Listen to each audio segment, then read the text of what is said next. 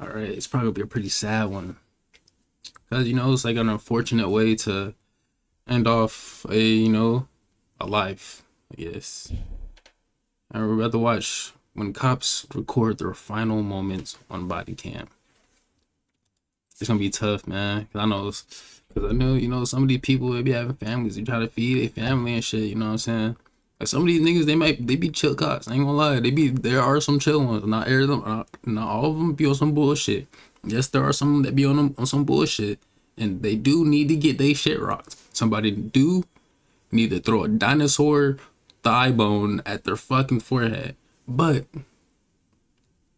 we're gonna say that these people are good ones. I mean, you don't deserve to die either way, but you know what I'm saying? Man, I'm yapping, bro. I'm sorry, y'all.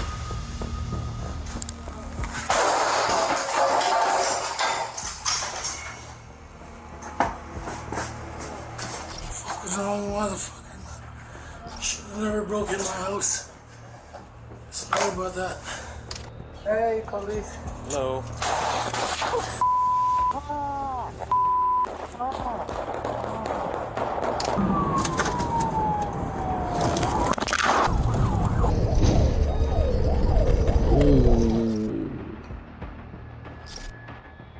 Damn. Hey, man. It's May 11th.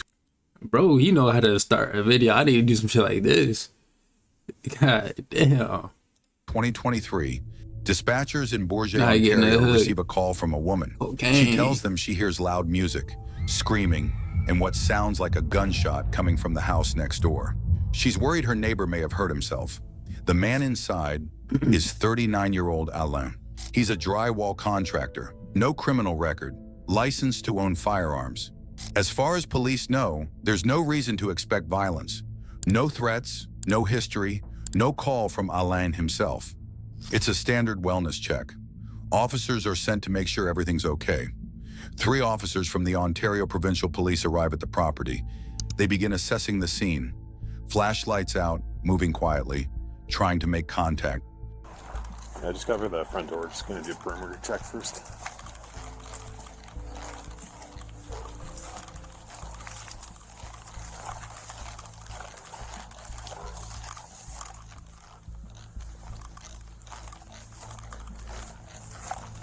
It's crazy because I just imagine it. It could be just like, or they be thinking it's like a regular night. They try and just do this little check and go home or something to their kids, their wife, something. Or to fucking, I don't know, man. Video games, whatever the fuck they be doing. And then some nigga just kill you. Dang, that shit tough, man. It could be like that. A lot of people don't The scene understand is it's that easy. surprisingly quiet. Given the urgency of the 2 a.m. call, officers likely expected chaos, but instead the home appears still. They move carefully, checking for anything out of place. It's a standard approach in an unknown situation. At this point, they don't know if someone's hurt or lying in wait.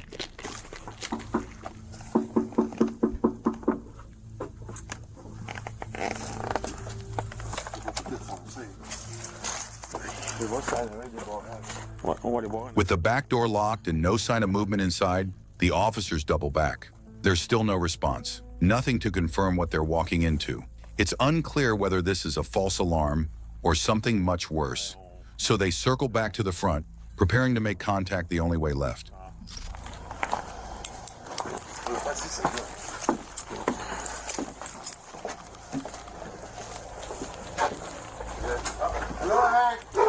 Police. At this moment, Alan had allegedly just woken up to flashlights and muffled voices.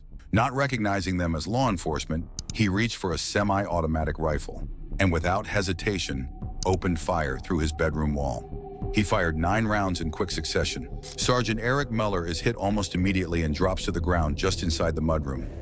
Constable Marc Lauzon is also struck, but his body armor stops the round. Constable Francois Gamache, who remained outside, is also wounded, hit by either a direct bullet or a ricochet while taking cover behind a cruiser. The entire exchange happens in seconds, and when the footage resumes, Sergeant Muller is lying on the ground, motionless.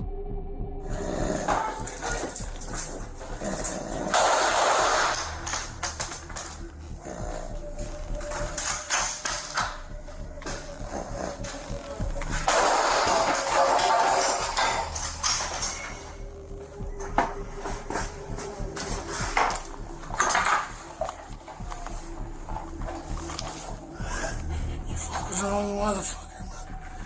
Isso eu já dizia. Fuck with the wrong motherfucker. Should have never broken my house. Sorry about that. Meanwhile, officers outside are still trying to make sense of what just happened.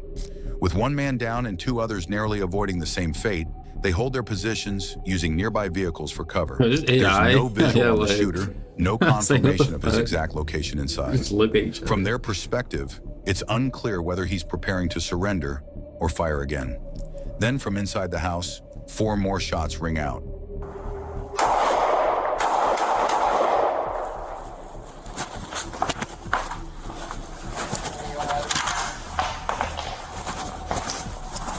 Eventually, Alain comes to a grim realization. He shot a police officer. In a sudden shift, he picks up the phone and dials 911. The shot of police, unfortunately, broke into my house. The shot of police, unfortunately, in my house. 2390 Wall Street. Where am I? I'm inside the house. Yeah, I was wondering why they just Despite walked the in, though, efforts I ain't of gonna lie. paramedics, Sergeant Eric Mueller was pronounced dead at the scene. The other 2 officers survived their injuries. In the weeks that followed, Alain claimed he mistook the officers for intruders. But prosecutors painted a far darker picture of a man lying in wait, angry, armed, and ready to kill. On May 24, 2025, a jury found him guilty of first-degree murder and 2 counts of attempted murder. He was sentenced to life in prison with no chance of parole for 25 years. Sergeant Eric Mueller never drew his weapon. He was shot multiple times and died on the floor of a home he entered only to help. The words he left Sergeant Mueller with, cruel and deliberate, may have been the last ones the officer ever heard. Yes, Our next case takes us to Stockton, California, where a woman calls the police reporting screams coming from a nearby home on La Cresta Way. Yeah, I think the people across the street need some help. It's like medical help or the police? Like they're screaming, yelling, the windows are shaking. I think the man is going crazy over there. He's been acting really strange the last couple days. Responding to the scene is Officer Jimmy Inn, a 30-year-old father of 3 who had served with the Stockton Police Department for 4 years. At 10:07, damn, bro, he's giving us backgrounds, all these. He's giving us background now. Oh, he got 2 kids. I'm like, damn, bro, you trying to make me feel bad. responding to the scene is Officer Jimmy Inn, a 30-year-old father of 3 who had served with the Stockton Police Department for 4 years. At 10:07 a.m., he arrives at the address, walking straight into a deadly confrontation. Please.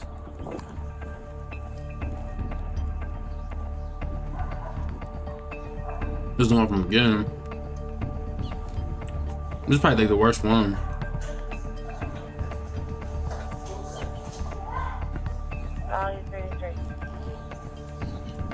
Hey, police.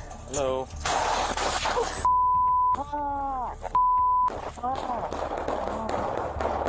His colleague, Officer Pancho Freire, is caught by surprise, trying to process the sudden gunfire and locate the source. 58 shots fired, shots fired. Partner's down. Jimmy, you all right? Come on, bro. 58 shots fired, my partner is down. Code 3 now. Jimmy? Jimmy, stay with me! But then, in a desperate and dangerous move, the suspect grabs his 8-year-old son and, using him as a shield, approaches Officer Freire. Don't do it! You can't be Let the kid go. fucking serious. No way you would do some sick shit like that, bruh. You're a fucking child, bro.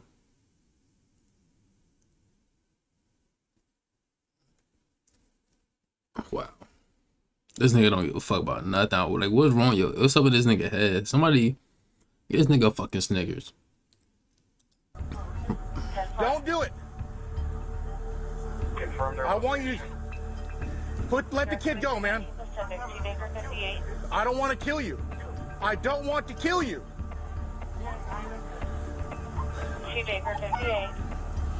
Don't let the kid go, man. 50, I need units code 3. He's strangling the kid and my partner is down. Let the kid go. Let him go. You're a fucking... Let him go. Let go of the kid. Before he can close the distance, movement appears from the side. A neighbor charges in, slamming into the suspect and ripping the child from his grasp, ending the standoff in an instant. Bro, just... There you go. There you go. Lance Lowe was there you shot go. down in... There you go. How about I say just I thought I was gonna be a sick nigga saying this. I thought I was gonna be the sicko to say it. There you go though. Kill that nigga. Instantly. The gunfire Come ended on, like the a threat, child, but it nigga? couldn't Serious? undo what had already happened. For Jimmy and's family, RP the loss love, was RP my shattering. nigga Jimmy, a man. wife left without her partner, and a baby who would grow up without ever knowing his father. And for the child caught in the middle of it all, the trauma lost a of dad. watching his own father die will last a lifetime. Yeah, and he watched A it. domestic disturbance had turned into a deadly confrontation in seconds and left scars that would never heal. It's February 4th, 2021, a quiet afternoon on Interstate 10 near Deming, New Mexico. In a few minutes, a routine traffic stop will explode into violence, I've leaving seen one this. officer dead and triggering a 40-mile pursuit across the desert highways. The driver is 39-year-old Omar Felix Cueva, a convicted felon with a long history of drug and firearm offenses. According to federal investigators, nigga, he's been he moving lucky he large made it quantities 39. of methamphetamine across the border, and he's armed. Homeland Security agents had planned to intercept him that day, but instead asked New Mexico State Police to make the stop. Officer Darian Jarrett is the one who answers the call. 28 years old, a father of 3 with another child on the way, and unaware of just how dangerous the man in that white I pickup seen really this video. is. At I know he was 12:33 28 p.m., Jarrett pulls over with 3 Cueva's white kids, Chevrolet though. pickup along the shoulder of I-10. He walks up on the passenger side, speaking calmly. Afternoon, sir. My name's Darren Jarrett. I'm with New Mexico State Police. The reason for the stop is your window tint's a little too dark. Yeah. Do you mind if I open the door? Or if you want to roll down the window more. Dark? Yeah. I noticed you got temp tags. You got a registration for the vehicle? Yes, sir. I'll need registration and your driver's license as well.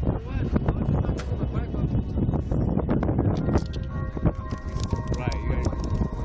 Okay. All right. Do you have insurance for the vehicle? Yeah. Where is it? Is it with the wallet? Do me a favor. Come with me to my vehicle. That way I can run your name and date of birth, and then that way I can get my return. Okay. Go ahead. Shut the vehicle off if you want. It's up to you. Well, I know. Cueva stalls getting out of the vehicle, claiming he's waiting for someone to send him a picture, possibly of his insurance. In reality, it's just buying time. While she's sending the pic, let's go so that I can run my checks on you. Huh? Yeah, so I can run my checks and I can talk to you a little bit while I'm running my checks, and then you'll show me the picture right away because I got paperwork I gotta do. You know? Hey, real quick. You have firearm money? Yeah. No, I see it. Please, do me a favor. You mind if I take it off you for my safety? All right, hold on. All right, let's go to my vehicle, okay? Come on. Oh, shit! When Officer Jarrett asks about a handgun, Cueva appears to comply, unholstering it and leaving it on the seat. But as he opens the door, he's hiding something far deadlier in his other hand. Jarrett never sees the rifle and never knows it's already aimed in his direction. Cueva jumps back into his truck and speeds off. So I wouldn't even take my eyes off that nigga. I knew Homeland he had a Security gun. agents in the lie. area come across the scene, finding Officer Jarrett on the side of the road and beginning life-saving efforts. Meanwhile, state police stay on Cueva's tail, a chase that ends in Las Cruces and is caught on camera by bystanders. There he goes! There he goes! Fuck yeah! Watch out! Watch out!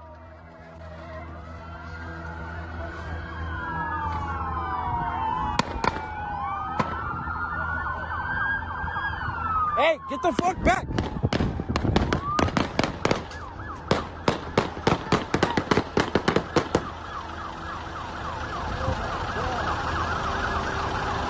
Cueva's flight ended in Las Cruces, where he was shot and killed after exchanging gunfire with police. In the weeks that followed, investigators determined that Officer Jarrett had not been fully briefed on who he was stopping or the extent of Cueva's violent history.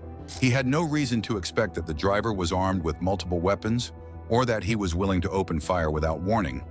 That lack of critical information left Jarrett exposed from the very start and ultimately unprepared for the deadly ambush that took his life. Billings, Montana. In a store parking lot, a woman screams from inside her car, telling a passerby she's being held against her will, that the man with her has a knife. She tells them to call 911. Minutes later, officers are dispatched to intercept the vehicle she's described. Yeah, female approached a calling party and said that there was a male in her car with a knife that wouldn't get out. Female got back in the car and they both took off. So both female and male with a knife should be in that car. She was screaming to call the police, but the vehicle left the parking lot.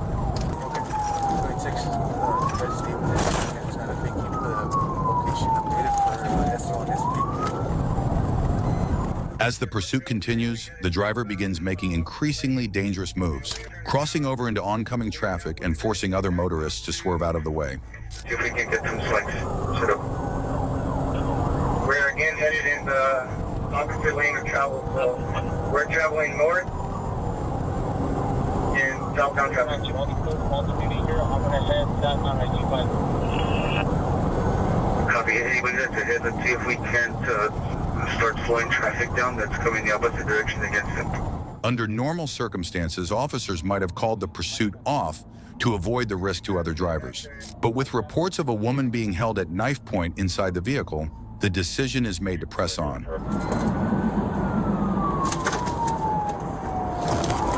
Then, the unthinkable happens. The pursuing officer's patrol car collides head-on with an oncoming vehicle, the impact catastrophic. The officer behind the wheel, Robert Duran, is killed instantly.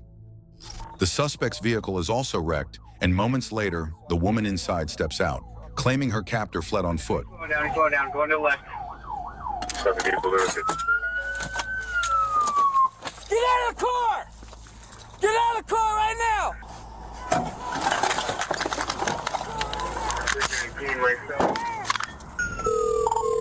319, myself and another unit just got into a head-on collision here.